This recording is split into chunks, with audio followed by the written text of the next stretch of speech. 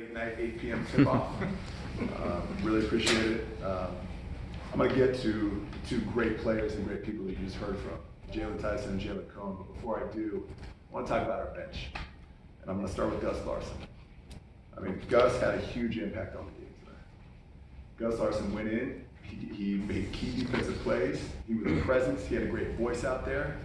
And he was an anchor. He was an anchor for us defensively when we needed it. When Fardaus went out with the foul trouble and I was disputing those calls, which is my job as a head coach to do because Doss was playing so hard, I felt like Gus gave us great minutes.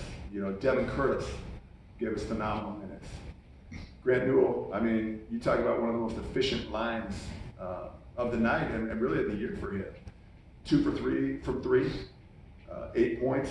He rebounded the ball well. Rodney Brown's doing what he's done all year. Come up and make huge, huge shots. Get us into offense. Be a leader out there, even as a freshman.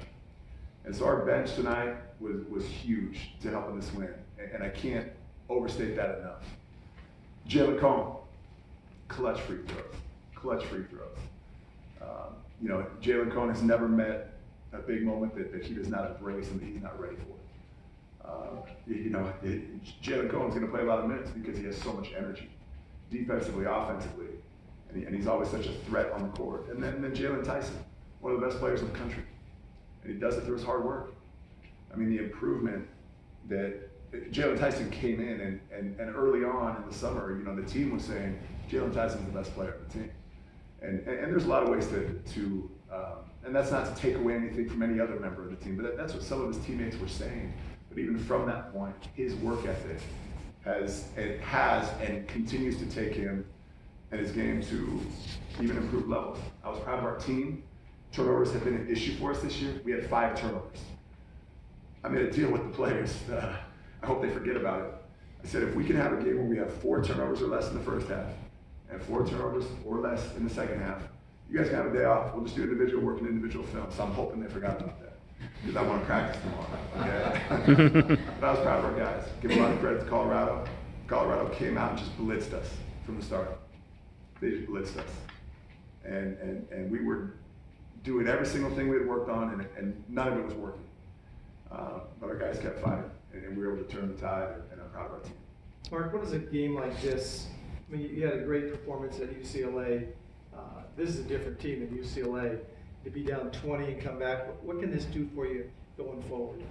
I think it can prove to the guys the simple principle of no matter what happens, keep on working, keep on fighting, because the tide can turn at any moment. One of my mentors, Tex Winter, who was really Phil Jackson's right-hand man, he used to always say it, and all of us who played for Tex and Phil, we know what Tex says. He says, in the game of basketball, everything can turn on a trifle. In the NBA, there are 30-point swings. And so the key is, when you hit adversity, just keep working, keep fighting. It's not going to turn in every single situation, but it can turn in a lot of situations. And so work and fight, and things can happen, things can change. There was a big difference in the defensive intensity late in the game, and you guys crashed the boards on the offensive end where it looked like everybody was kind of standing around up until that point. What's it going to take to see that effort spread out more throughout the game, or is it more of an energy issue? Jim, I got to figure it out as a head coach. It's like we've had some bad starts this year, and that's on me as a head coach. And I'll watch the film, I'll talk with the staff, I'll talk with the players. Sometimes you work the team really hard, and then if you have a bad start, I tire them out. The practices leading up to the game.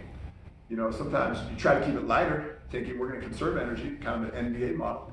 And then if you have bad energy, you didn't practice hard enough.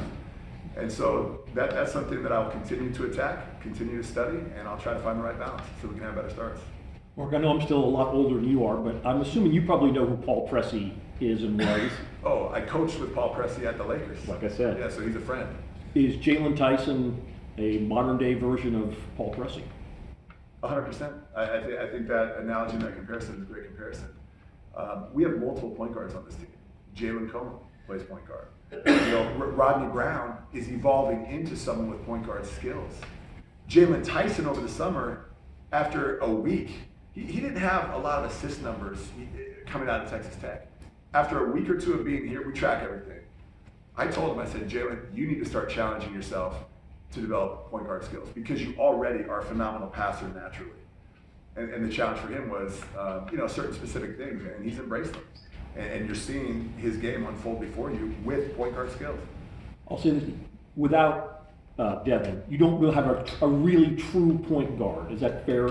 I mean, you don't have a guy who's the natural distributor, but you're still winning back-to-back games without Devin, right? Yeah, I mean, obviously losing Devin is a huge blow to this team.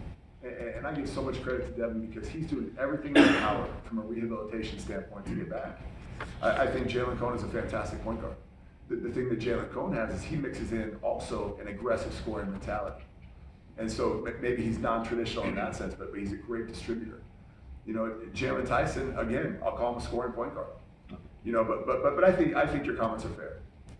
Coach, I see Eddie Lamin. I have flashbacks to Brandon Walker in Montana State. Is there something about that player profile, the big physical body inside with footwork that gives your team some problems?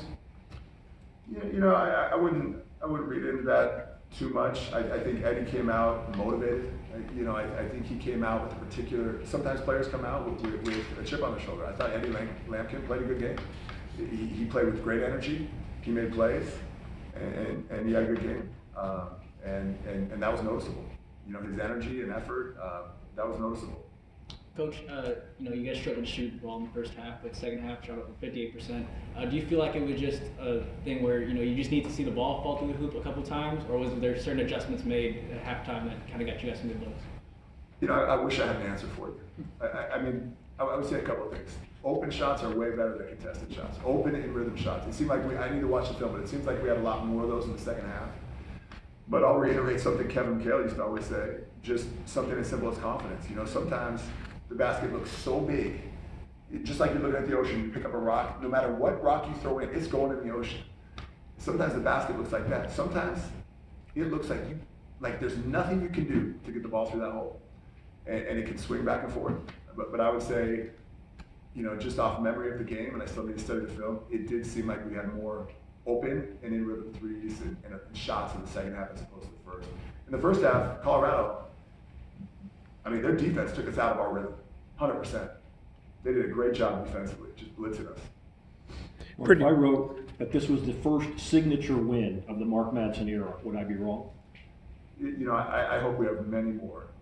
We are going to have many more wins that are impressive, that are over skilled opponents. This is the start. And there's very few teams that go undefeated. And so I know we're going to hit a pothole or two. But I'll tell you this, we are going to fight every step of the way. Pretty rare that a team shoots 7% more from three than from the field overall. You talked about coming into the season having a lot of perimeter threats, but 47% from three and 40 overall from the floor, that's a pretty unusual situation. No, Jim, it is. It is. But they count for more, so that's a good thing. That's a good thing. A month ago, somebody came up to me and said, "Why are you shooting so many threes?" And in my mind, I'm thinking, we got good three-point shooters, that's why. And then I went and looked at the analytics, and it's like, yeah, we do. The analytics, and we don't base decisions off analytics, but we look at it. The analytics, if you were talking to Alabama's head coach, they shoot a ton of threes. And I don't know what he would say, but he's probably going to say, if you're 33% or above, shoot a ton of threes. That's the threshold. You have PPP of 1, and so my thing is open ones, and let's never forget to drive the basketball, because there's nothing like free throws and layups and dunks too. Coach, thanks for your time. Thanks for coming.